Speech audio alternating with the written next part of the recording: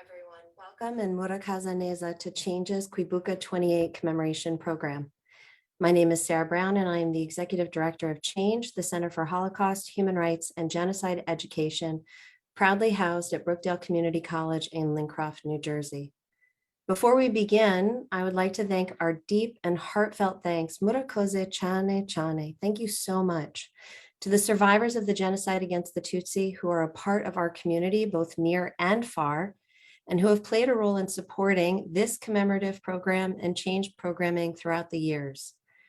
We gained so much from your ongoing support and participation with Chhange. Because of you, our permanent exhibit includes the 1994 genocide against the Tutsi. Our programming regularly features speakers, activists, and scholars related to the genocide and Kwibuka. Our archives include historical objects from Rwanda. And more broadly, with your support, Chhange is able to ensure its mission to eliminate all forms of racism, anti-Semitism, and prejudice through innovative programming about genocide and human rights. As we begin day 2 of the 100-day period of commemoration, I found myself reflecting this morning on the 3-word theme of Kwibuka: remember, unite, and renew. Today, we stand with our Rwandan community, remembering and mourning with you, standing in solidarity with you, and committed to the ongoing renewal of Rwanda and its people. Today marks 28 years since the 1994 genocide began, though for some, including people living in the Bugesera region of Rwanda, where Omar Ndizeye, our featured speaker, is from, the violence began much earlier. And for still others, the violence lasted longer than those 100 days. But in spite of the devastation wrought 28 years ago, Rwanda continues to rebuild not just the country and the people, but also its identity. This next generation is already taking the lead and will further ensure that when Rwandans say never again, it is not just a saying, but it is in fact their reality. As President Kagame noted yesterday, these very hard, bad lessons should never be wasted. In the last 28 years, every year that passes makes us stronger and better people. Today, before I introduce our speaker, I would like to first thank Chhange staff, Spencer Cronin and Susan Yellen, for helping with today's program. Thank our speaker, Omar Ndizeye, for joining us today, and also thank all of you in our community for being here with us in solidarity as we remember. I would like to ask all of you at this point to please join me in a moment of reflection, a moment of silence, to honor and remember the victims and the survivors of the genocide against the Tutsi.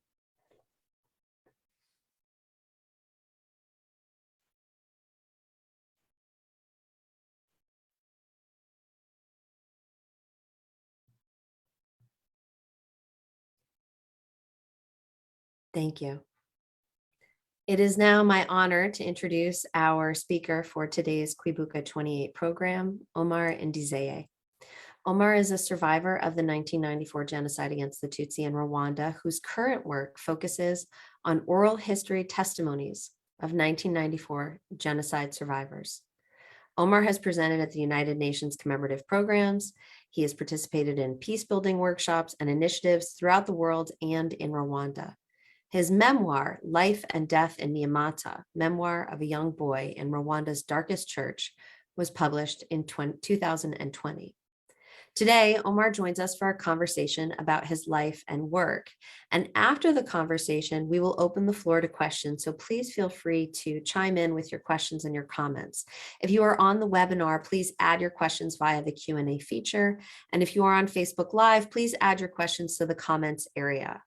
And also for those who are joining us on the webinar, please note that we have enabled a live transcription of the conversation. Now, please join me in welcoming Omar. Hi, Omar. Hi, Sarah. How are you? I'm doing well. Thank you so much for joining us today. It's a pleasure to see you. It's a pleasure to see you too. Thank you very much for your invitation. Our honor, truly. Omar, I want to start. I'll jump right in. I am so grateful to have you here, and you are a child survivor of the 1994 genocide against the Tutsi in Rwanda, and you have bravely shared your personal experience with audiences all over the world at this point. Would you please tell us a little bit about your childhood, your life before the 1994 genocide against the Tutsi, please? Yeah, thank you very much, Sara, for your very wonderful introduction, but also for this space. Elie Wiesel in his book Night, say that only those who experienced Auschwitz know what it was. Others will never know. And I think if I am starting by appreciating you, is that from your language, I can understand that you understand survivors' feelings and the voice when they speak. So I'm not contradicting Elie Wiesel, but I'm confirming him, saying that most of the time you visited the memorials, like Nyamata and the others in Rwanda, so you came to understand what happened. But also not only that, and I think the fact that you are among the champions who created a space of, for permanent exhibition at, the Center for Holocaust and Human Rights Genocide Education in New Jersey. It's also another point for appreciation. And of course, your contribution to the literature of genocide against Tutsi in Rwanda through your research on women rescuers and women perpetrators is also another addition to help the young generation to understand really what happened and how human beings become animals once they lose the sense of empathy. So thank you very much for that. Back to your question, you asked me to talk about my childhood. My childhood was marked by two periods. And one, you mentioned it, it's the persecution of Tutsis, which started early in 1959. For those who don't know the history of Rwanda, 1960s, 1973, specifically in 1990, 1991, 1992, 1993. I was born in 1984, and as you can understand, I'm a child in between those periods that was happening at the time. But I don't want to start from there. I want to start from my happy childhood when I was still happy with my parents. I was born in a family of 3 children. I'm the elder. So my parents, my uncles, it was a family which was almost living close. Which also reflect the history they went through. As I mentioned, the persecution of Tutsis in 1959. My father's family was deported from north to southeast of Rwanda, a region called Bugesera. You have mentioned that. So from there, they lived in the refugee camp 2 years, and when they left to the refugee camp, they settled them in the forest. So they have to create homes. So that's why when I was born, I was born in that close settlement of a family. I would pass nights to my uncle Karemera, who was a teacher and a priest at the same time at the Chhange Catholic Church. I was this child who, my father, also because of history, had converted to Islam, but he was the only person in the family. So then I would spend some time on Sunday going to church because all family members would go to church and take me to church. And then on Friday, I goes with my father to mosque. So I was a really, I have grown up in that environment, in that loving family. That's part of my childhood. Of course, when the extremism started in Rwanda, I also experienced that as childhood period. It sounds like you had a very rich and fulfilling childhood, and a very diverse one too, especially from a religious perspective. That's wonderful. Now, you have gone on since to write a very powerful memoir about your experiences during the 1994 genocide against the Tutsi, titled Life and Death in Nyamata. I had the great honor of reading it before it was published and was very proud when it was published. And I know now it's been read and enjoyed by many all over the world. But for those in the audience who have not yet had a chance to read your book, would you please share with us a little bit about your experiences during the genocide? Yeah, thank you, Sarah. And again, I want to thank you because you are part of those who endorsed the book, and you have very wonderful text you wrote on that book. I always see that, and it really marked me. So my experience during the genocide, as I mentioned, I was living in Bugesera. Bugesera was a region mostly dominated by Tutsis because of its history, as I mentioned. When the genocide started, we never had attacks directly because the neighbors were the targeted group. So, but in the neighboring hills, the Tutsis houses were started to be burnt. Some of them were killed. So we had refugees who started coming to our neighborhood. When we started feeling insecure, we left our house on 11th April 1994 and went to Kayumba Hill. Kayumba Hill, it's a hill with a forest. It was a big hill. So we started to settle ourselves in that hill, in that forest. But the next day, around 10 a.m., we had the guns of soldiers who had surrounded the forest, who spent almost 3 hours shelling in the forest itself, but also in the air. So you can understand that that noise of automatic guns. So everyone was frightened by what was happening. So we were running into every direction. We headed to Nyamata Church.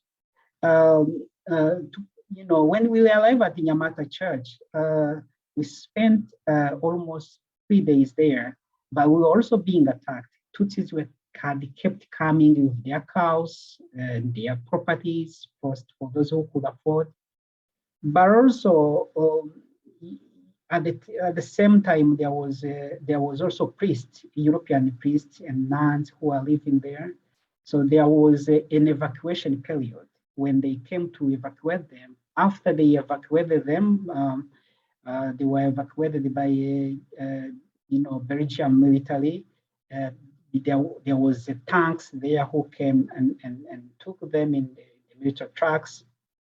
So we had an attack of a very well coordinated attack of Interahamwe militias and supported by the former government army who were stationed at the Gako military barracks. That was a deadly attack on 15th, and the only Tutsi men who tried to resist at that time, they were shot and killed. Others, fled back to the church. Then they entered the church. But before they entered the church, they had thrown a lot of grenades really inside the church. So the church was a mixture of human flesh, not dead bodies, because some of them had been turned into small pieces. They killed Tutsis who were inside the church. Then until in the evening, my father was there, and he is one of the first images I saw. Of course, there was that image of dead people inside the church. You can understand it was overcapacitated church. So my father's backbone was they had cut it with machine. So he had been dead. My younger brother was also inside, and I have never seen him since then, since we met in the church that evening. Then also the second day on the 16th, those who had survived, because there were a lot of Tutsis in Nyamata church, there are 10,000 Tutsis who had fled there, and there are 10,000 victims who were killed at the church. Some of them were in Sunday schools, others were in the priest house, those priests and the nuns. So they were all, those who had remained, they were killed on 16. So when I also survived that killing on the second day, and then of course I had to spend the remaining days in the bushes surrounding Nyamata and the forest until RPF Army, RPA Inkotanyi liberated Bugesera on 13th May 1994. So that was a part of my experience during the 1994 genocide. I've asked you this question before, but I'll ask again. Did you ever at any point receive any assistance, any acts of rescue from anyone who tried to help you along the way? No, not really. I know there are some other Tutsis who were saved, saved by some Hutus, some friends Hutus who had kept them in their houses, or kept them in the bananas, the banana crops, in the banana plantation. Some of them, they were covered, there were a lot of crops, as you can understand. In Rwanda, we had the sorghum plantation. We were hiding ourselves in sorghum plantation, in the bushes, in the forest. Some of us would go to the destroyed houses, the former Tutsi houses, former Tutsi homes. But some Tutsis who were lucky enough had a Hutu friends who could hide them. But in our case, as I told you, in Bugesera, it was largely dominated by Tutsis. So all of us had gone to Nyamata Church, others had gone to Ntarama Church, others go in the areas of Ruhuha, which is also the closer to Burundi, had gone to church as well, Ruhuha Church. So almost Tutsis were scattered in the forest and churches. Recreating your life after an experience like genocide is such an incredibly difficult feat. And I know for you in particular, it even took a while for you to be reunited with your family. So can you tell us a little bit about what happened after the genocide? What did you do? Where did you go? But also, how did your family begin to rebuild? How was your childhood impacted by this? What was it like afterwards? Thank you, Sara. I want to first mention that I lost 45 members of the family during the 1994 genocide against Tutsi. And life after the genocide was almost, after genocide, lightly, the soldiers who liberated us took us to the orphanage. I lived in orphanage in 1 week, and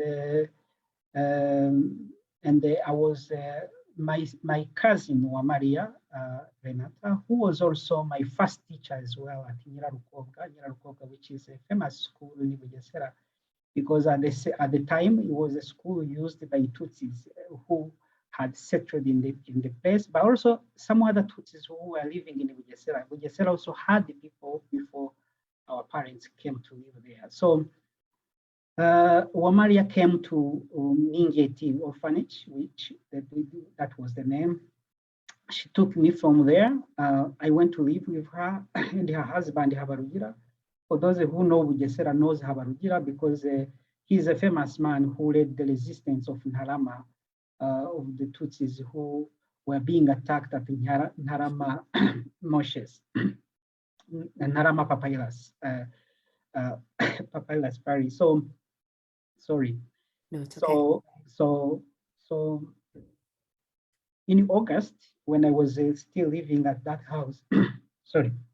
At that point, just so I'm following the timeline properly, you were liberated by the Inkotani, by the RPF Yeah, the liberators liberated us, but in May.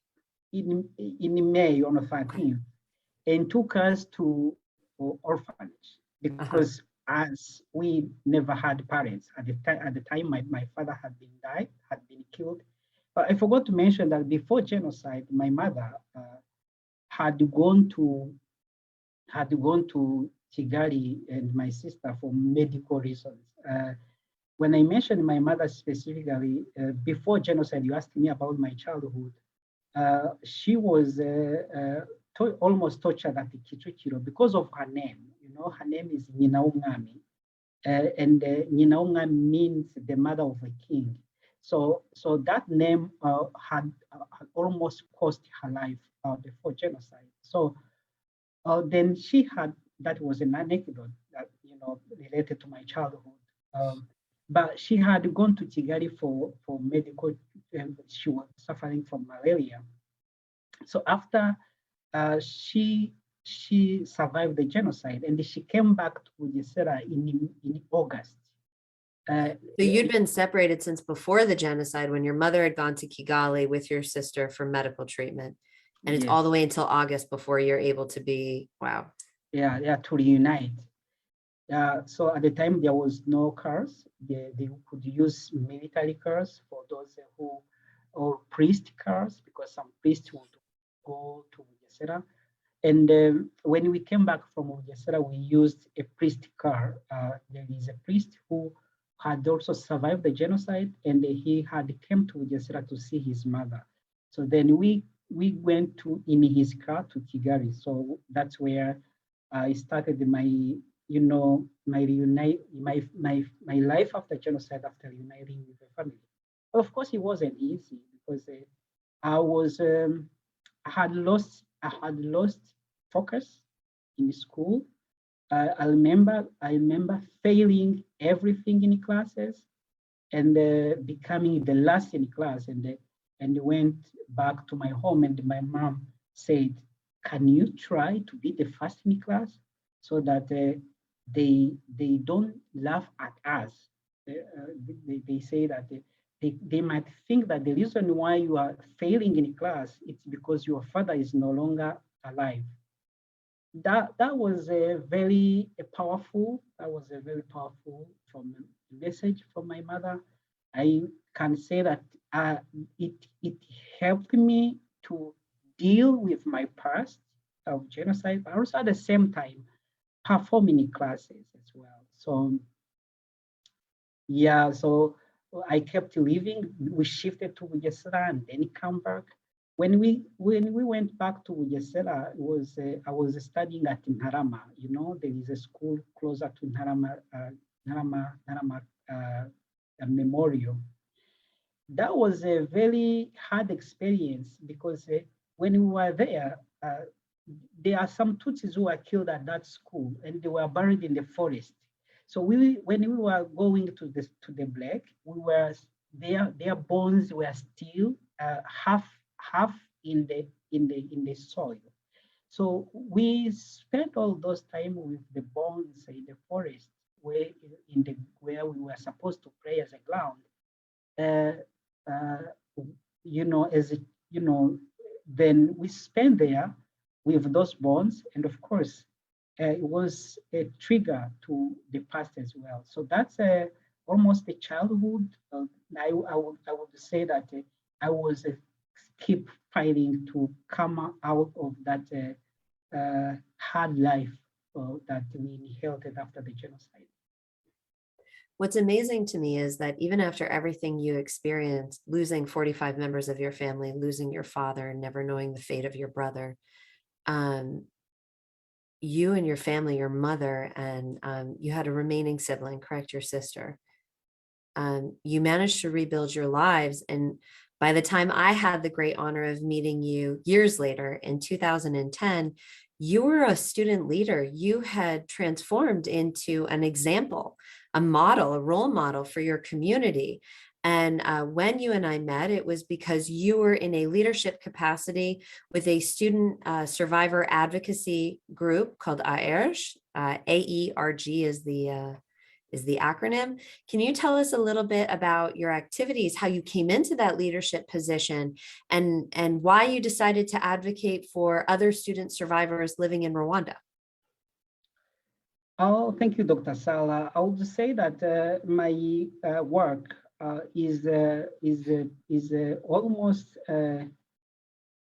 is almost motivated by the survivors, but also my life I lived after the genocide.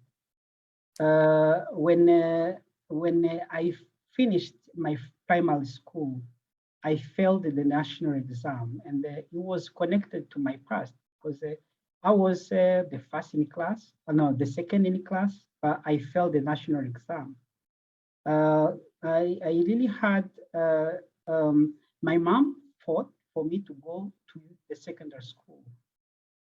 She came a month later after others had gone back to school. I was almost going to drop out of school. And she came back and say, you should go to the school, and you are not going to repeat primary school, you are going to private secondary school. And I was like, no, I don't know French. Um, she said, no, you should go. But I was trying to find a reason that I should not go to school because I was not seeing the reason why I would go to school. But my mother said, you should go. I know you will be there, you will succeed. Then she took me to private school. Um, we had at that time, government of Rwanda had put in place the fund to support survivors. Partly the reason why I didn't want to go back to school is that I could see that my mom was not able to pay that the whole school fees. But she had asked information, and they had told her about FARJ, which was the fund which was set by the government of Rwanda to pay school fees for student survivors. So when I reached to the school, they announced that they want survivors, student survivors. So we went there. But when I went to see what was happening, I was going to see those lucky children who was going to get materials, school materials. And then I had my name, and I smiled. They gave me those materials. But that also stayed in my conscience because I thought that my mom didn't know those information, and I didn't know either. So when I went to university after graduating from secondary school, I entered in ILJ. ILJ was the Student Survivors Organization, which was created on 20th October 1996. Was created by 12 student survivors at the time.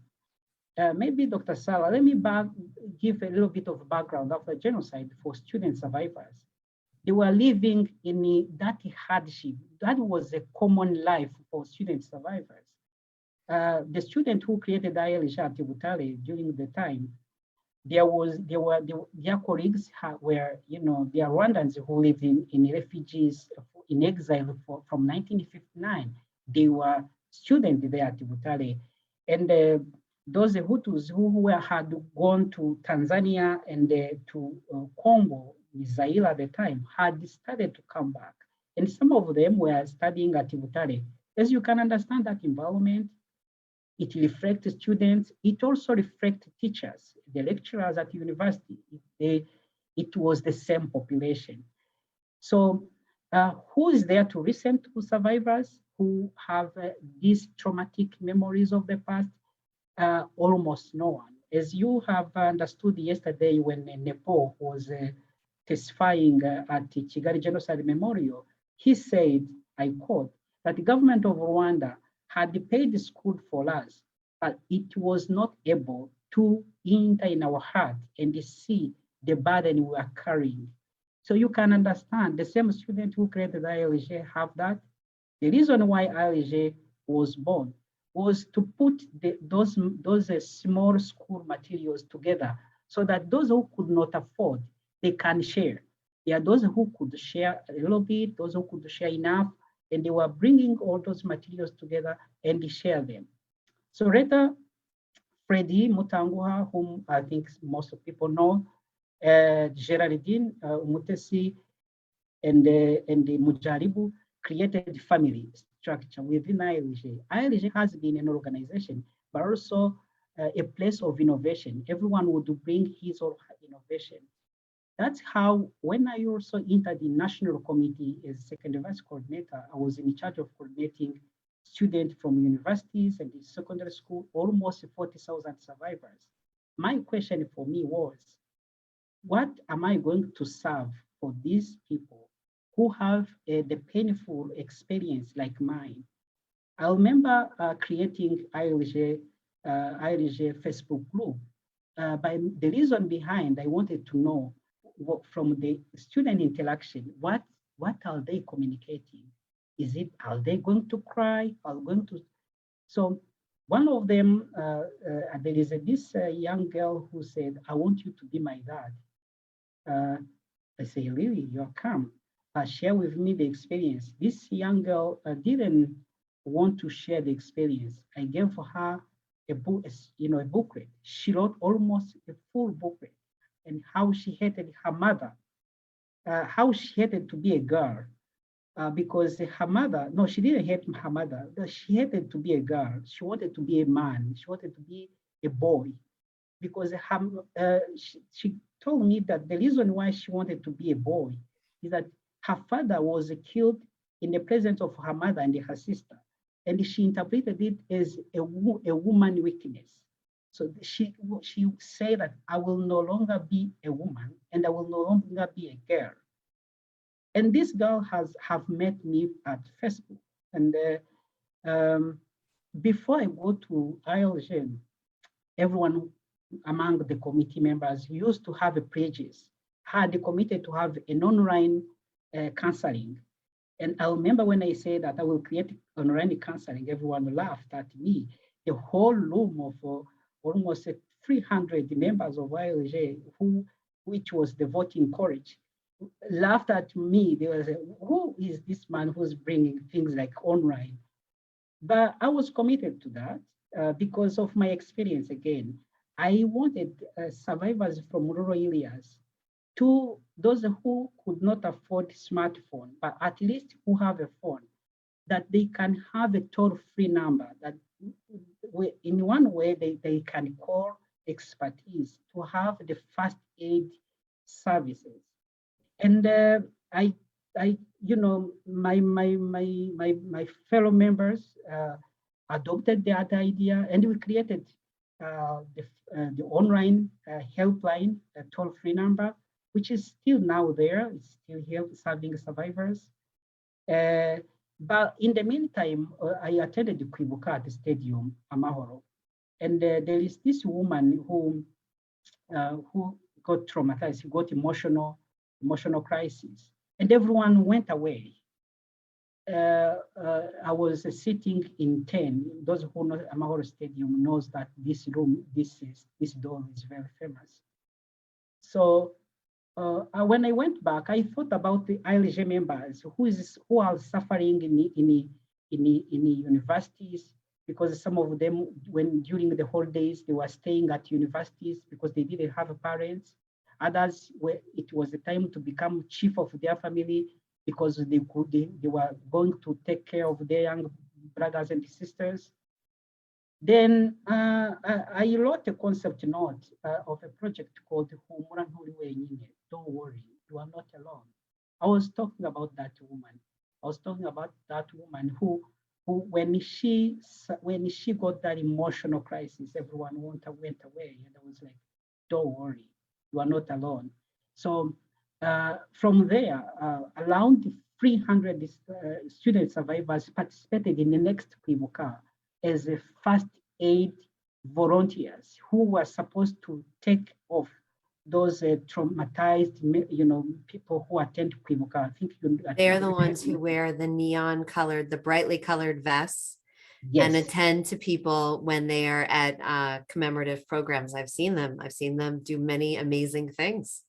Yeah, and if you Wow. remember on their course, there is a word to say, humura nturi wenyine. Don't worry, that's Kinyarwanda. Don't worry, you are not alone. That's what it means. And now to finish this for this question, Now this service of helpline has been extended with the support of staff. I think here I also want to thank David Russell. He lives in London.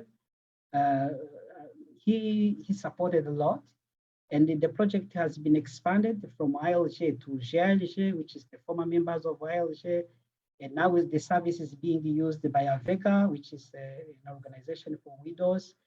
And also it's GILG itself have created the district coordinators. My dream when I wrote that project was to have a national center for national core center for first aid to the people who are traumatized. So that's the impact of the project. The project has been expanded with the support of Ministry of Health in Rwanda, which adopted the project and shared it with other partners as well. So it's amazing. It's one of the things when I look back, I put a smile on my face. It also, for me, it really drives home the power of student leadership, student activism, students who choose to be upstanders and take meaningful action to affect positive change in their communities. You're an example of that. The fact that you were able to assist a young woman who was suffering from trauma, and maybe she didn't want to talk about it, but she was willing to write about it, or to develop this hotline to respond to a need that you saw when someone was isolated, to say, don't worry, you're not alone, and create this entire initiative, and to innovate using modern technology. It's just, it's a tremendous, tremendous initiative. And it's something I'm glad you're proud of it. You should be proud. It's tremendous what you did. And I can say from a personal reflection, when I brought my graduate students to come and interact with your organization and to do service projects with some of the students from IRJ, it was amazing. It was so deeply impactful for them. I said to you the other day, many of them have gone on to now have children of their own and have these other lives that are very full and very rich. And they still talk about these experiences as formative ones more than a decade later. Now moving forward a little bit, you've really steered your focus towards education and activism. And I was wondering if you would share a little bit about some of your more recent projects and work before we open it up to questions from the audience. Yeah, oh, thank you, Sarah. When you mentioned that, I still remember Professor Dr. Kaufman, and there's how he was on that photo when you brought students from Jerusalem University. And I remember that was a very great experience, because those students created hope for survivors. You know, it was something that you can't explain, seeing people from outside of Rwanda coming. And I remember the time we went to build a house at the Gikondo of the survivor. It was a very good experience, and thank you for that. So you talked about my current work. My current work is after I moved from civil society in Rwanda, which was the work I did after graduating. I focused on memorials and the memorization process in Rwanda, partly because my interaction with people, there were a lot of questions I had, and I wanted to make sure I understand them, but also respond to them. Nyamata being the reason why I was involved in this project. When I went to Nyamata, they had exhumed the bodies and the crosses and other signs, symbols of the materials which were used by the victims had started to be damaged by the weather. Mm-hmm. So, and at the time, I thought about writing an article as a way of keeping that those facts. And I met Professor Stephanie Wolf from Utah. She used to bring students to Rwanda, and I asked her, can we write an article? And she said, yes. She said, okay, I agree. When I come to Rwanda, we'll see. In 2015, when she came to Rwanda, she said, we can do that project, but can we move to 8 memorials, which is national memorials, which was her project. So I joined that. Then I say, yes, can we extend from 8 to 265 genocide memorials which existed at the time? Then from her listening her, I really appreciate her, we extended that. So we are very flexible. We extended it from article at Nyamata to 8 memorials and to 200 genocide memorials. So I and her and Dr. Anna Marie Debia from Pretoria University, who also joined our project after because she was writing a book on there is a group of African writers who went to Rwanda in 1998. They had a project called Écrire par devoir de mémoire. So these African writers wrote about genocide against Tutsi in their own perspective. So there are a lot of, because they are, most of them have, like Veronique Taggio, have a literature background.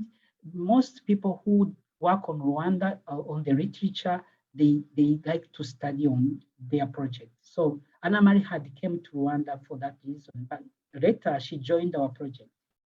So together we visited 113 genocide memorials from all 30 districts of Rwanda. Then we kind of have we started in 2016, and we explored a lot of things. We explored a lot of things, which I think it's a huge field to explore for different people. I know you are very busy, but also people like you, those who are in the genocide studies. What, for example, some of the findings we got, it's a link between the culture, the Rwandan culture, and the memory. What Rwandans do in the commemoration, in the Kwibuka, and why they do that, most of the reasons are abstract and in the subconscious. But there is a cultural reference for everything. For example, when we talk about rights, it's there. It's the concept which is in the burial process of Rwanda. So it's part of one of the finding I want to share too. Another one is the killing, the way Tutsis were killed. Most people know the Kigali, and those who, in a huge narrative of genocide, it's much more of a political and those politics of memory. But when you go to the hills of Rwanda, I want to mention that genocide against Tutsi, the extermination stage, according to Stanton, he talked about 10 stages, but the extermination part happened on the hills of Rwanda, on the rivers of Rwanda, and valleys and marshes, in the churches, government offices, and you name it. So for example, we realized that there is a cannibalism practices which happened during the genocide. Cannibalism in Rwanda happened in 3 places. There is a Gatandala Bridge, it's close to Bukavu. For those who know Changugu, it's a road, when you started taking a road to Bugarama, which is going to another border of Congo and Burundi. There is a triangle of borders in the southwest of Rwanda. And in Kinazi, that's in the south, at the center of Rwanda, in the district called Ruhango, and in Nyarubuye in the west, in the east, at the extreme, close to Tanzania border. The amazing fact of this cannibalism is that the 2 sites where the cannibalism happened, at Gatandala in the west, southwest, and the Kinazi in the central south, there were Burundians on those roadblocks. So because there were refugees, there were Hutu refugees from Burundi who were stationed in the south and in the west. So on these roadblocks, on these 2 roadblocks, they participated in those practices. So you can understand those are different things to explore about genocide. Well, and it feels to me like, I mean, there is so much more, there is more research yet to be done.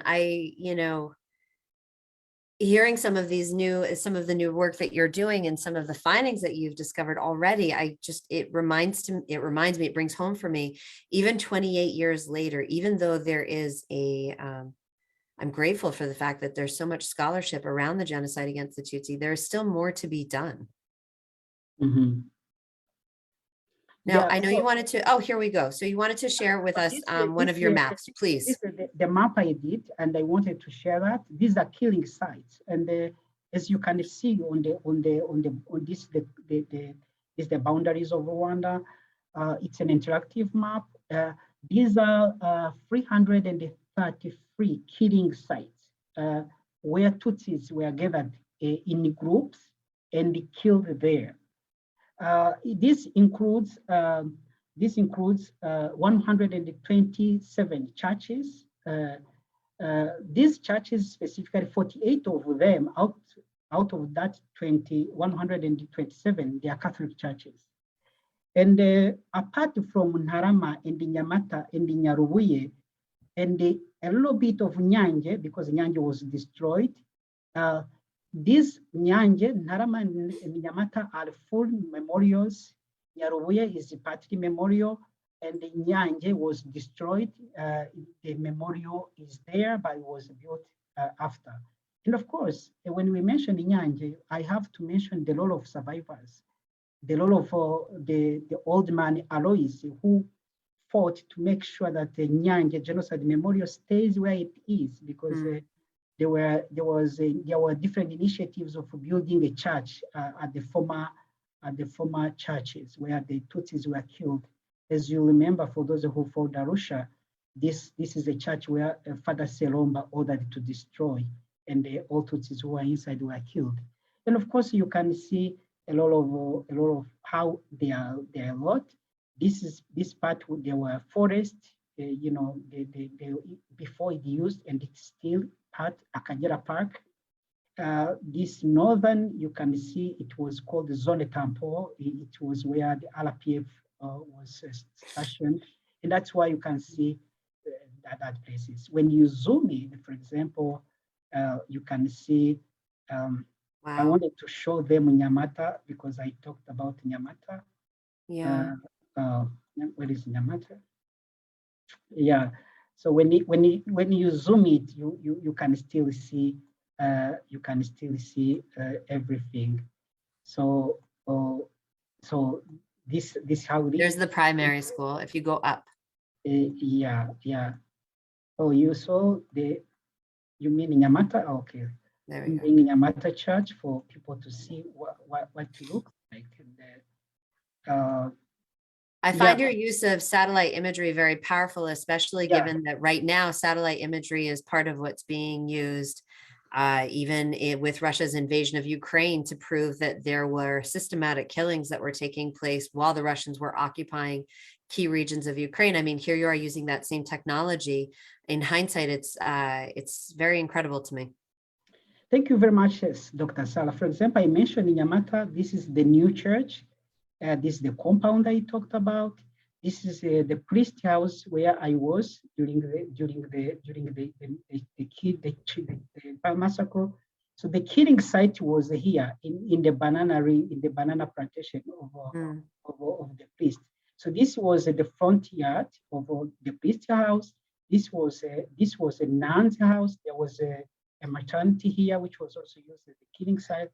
So this is the church where we were during the genocide. So this is part of the work. These killing sites, they are also government and the public spaces, which are more than 206. Just to precise that this is not the total of the killing sites, because the one we managed to correct. But when we talk about the islands such as Nyamunini, for example, for those who come from Kibuye knows Nyamunini, it's when you are at Bethany, it's this island you see, inside the lake. Some people see it as a beautiful place, but a lot of people perish there. So the work continues. Yeah, these are tools for future researchers who will be interested in exploring what happens at those particular sites. I can tell you that I'm already, I mean, you know this, I'm very interested in using this research because it's just so valuable.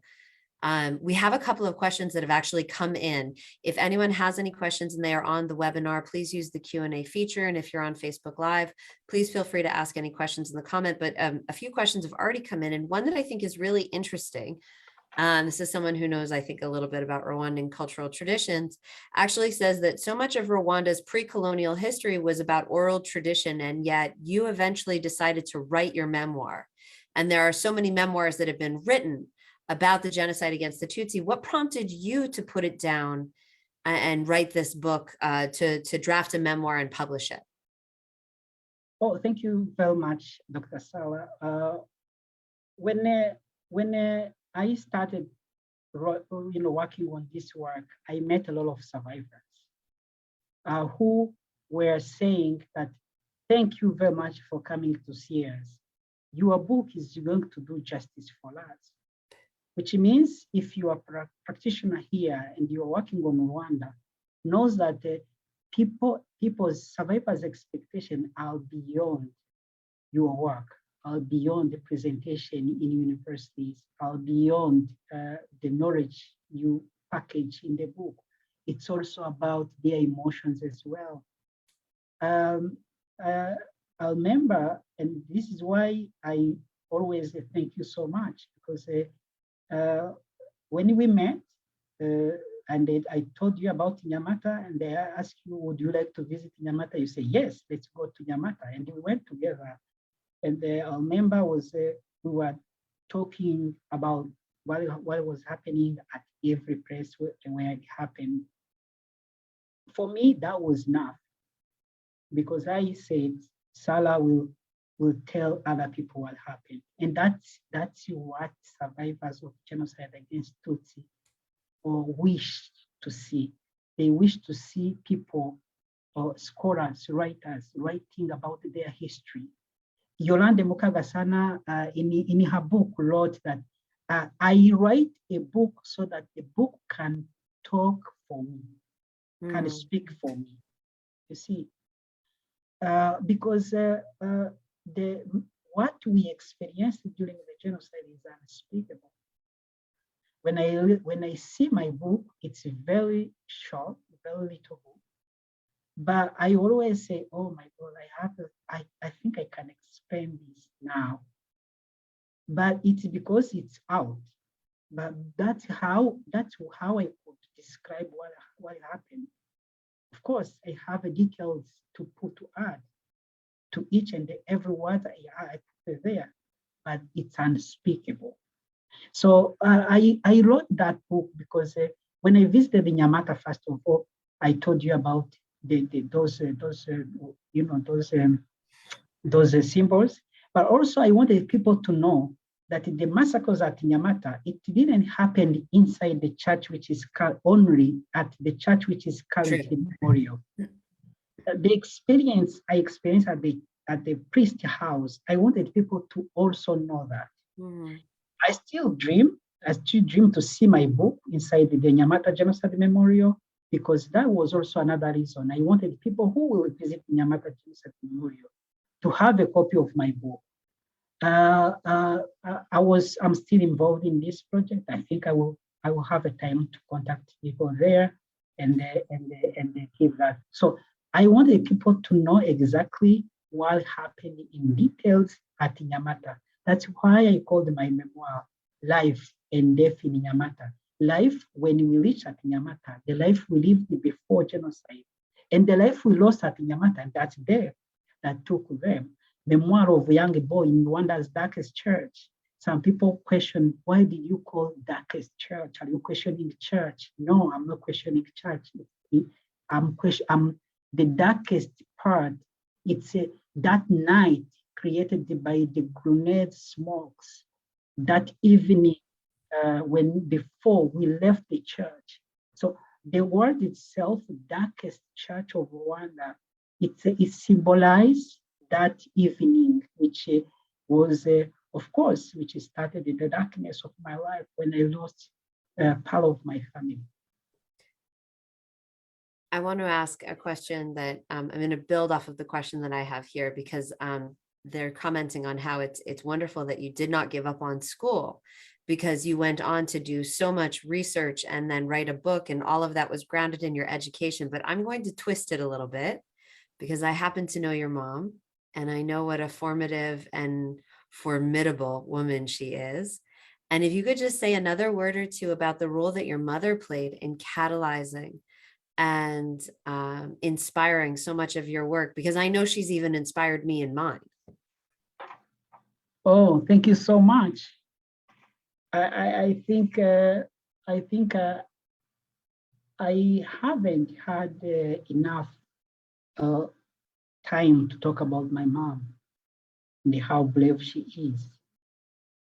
She fought a lot in her life to keep us who were young after genocide. But also, she was a very strict mom. She was like, you always do everything. Make sure that you don't fail. Don't fail. Those are words that kept accompanying me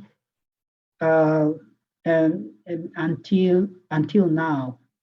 I would say that part of that character it's hers because I never lived with my father for a long time.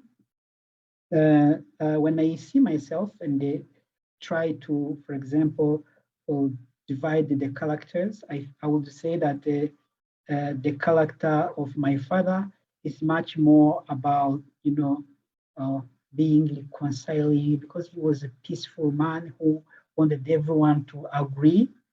That's part of me as well. But my mom was like, fine, win, and make sure that you don't fail. But at the same, I think that also helped us after the genocide, because many young survivors failed totally. Some of them started to have, some of them, the life failed. They dropped out of school, and of course, some of survivors who are young at the time become chief of their families. They will found themselves, for example, the elders, with responsibilities of taking care to their young siblings. For us, my mom, who didn't have a job at the time, the fact that she fought and made sure that I went to school and accompanying me every day, telling me that you don't have everything, but that's not what matters. What matters is what will be the result. And well, every time when I come back from school, she's like, okay, this is good, but it's not enough. You have to earn. So that helped me not to care about the history, but also to refocus, because I had lost a focus in academic work, in school's work. Yeah, your mom is a wonderful woman. So thank you for that answer. I want to close our conversation with one final question, which is, what words of advice do you have for the members of our community who are joining us today? And in particular, I'm thinking about the young adolescents and young advocates, young student leaders who are in our audience today. Do you have any advice or thoughts for them? Yeah. Do you still take these few questions I see here about Gatandala and I was worried a little bit about our time, only okay. that what we can do though is you and I can work to answer these offline and take care of them. Yeah, but I'm mindful of our time. Yes, it's okay. It's okay. I can combine both. I Sure. can see that they are related. Uh, uh, for example, they're asking what was the sign we are seeing before the genocide and about Gatandala. Mm-hmm. I want to combine the response by responding to your question. You asked about the advice for advocates. I owe them respect, first of all, for the engagement they have, the work they are doing. Who am I to teach them? But I appreciate them. But I can share at least the experience, and I can share a concern, and I can share a reflection with them. Maybe they will run. I mean, they will pick up a lesson from that. I want to quote James Waller, Dr. James Waller, when he said that there is no gene for genocide, ethnocentrism, xenophobia, and our desire for social dominance are the tendencies, not triggers, that lead to mechanical causation or reflex action. That means that we first need to see ourselves as advocates. If we are not reflecting to what Dr. James Waller talked about in his book, Becoming Evil, How Ordinary People Commit Genocide and Mass Atrocities, we first need to revisit ourselves and make sure that we are not neutral, but at least we are in the middle. We are a bridge that brings together different people, different ideas, different ideologies, different color of the people. I want to share with them that we need to move out of toolbox. We need to move out of toolbox because a toolbox is what is partly facilitating what Dr. James Waller talked about, social dominance. We need to make sure that we are facilitating knowledge instead of allowing competition of knowledge. We need to make sure that we are revisiting our intervention model. Some of the advocates use intervention model of intervention, the procedure and the solution. I think that is a missing piece of puzzle there. We need to also care about the question. We need to also care about the problems. Our designing of intervention needs to start from the problems and then see an answer. If the answer responds to those problems, and then think about the procedure of arriving to there. So I want to live with advocates this triangle of intervention. That means a problem, that means intervention model, and the outcome. So we need to care about those three because it will help to respond to a lot of issues that the world is facing. Among the things that concern us, there is a denial of Holocaust. It's a huge. Denial of genocide against Tutsi, Armenian genocide, it's a huge. And this denial, it's going through the intellectual platforms. So then there is a need to also think about another challenge, which is generational gap. How do we empower young generation? How do we focus on young generation to ensure that the future professors, the future doctors are not contributors of denial? So then we need to understand that this is a problem and design an appropriate approach to ensure that the outcome is what we foresee. So I would conclude by saying two things, by saying that we need to raise awareness, that's fine, but we also need to think about behavior change and ensure that we understand that the attitude of human being change when someone goes in the process at least 6 months. Then we need to understand, to ask ourselves if our intervention, if our action, if our plan have at least 6 months to each of our targeted action. And of course, young people now are no longer need university to shape them, because now there is a TikTok. There is a TikTok which connect a young Nigerian to a young American in rural areas of Kansas. That's an example. And they started dancing Nigerian song together. So how about what happens if we miss this platform? If we miss at this platform, we need to embrace this technology. We need to be present at TikTok. We need to be present at the social media where young people are. And with a heart of listening to them, because that's when we will know the question, and then it will inform our intervention model. From there, we will have